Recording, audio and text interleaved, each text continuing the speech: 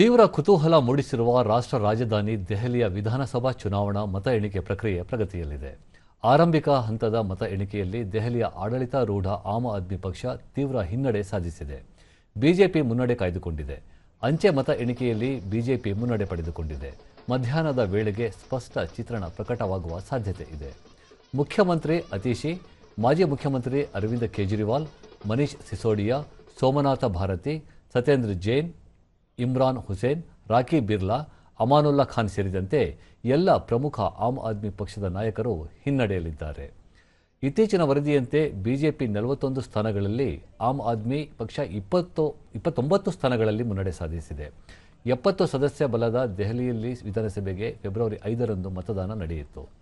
ಮತ ಎಣಿಕೆಗಾಗಿ ದೆಹಲಿಯ 10 ಜಿಲ್ಲೆಗಳಲ್ಲಿ 19 ಎಣಿಕೆ ಕೇಂದ್ರಗಳನ್ನು ಸ್ಥಾಪಿಸಲಾಗಿದೆ. ಚುನಾವಣೆಯಲ್ಲಿ 699 ಮಂದಿ ಕಣದಲ್ಲಿದ್ದಾರೆ.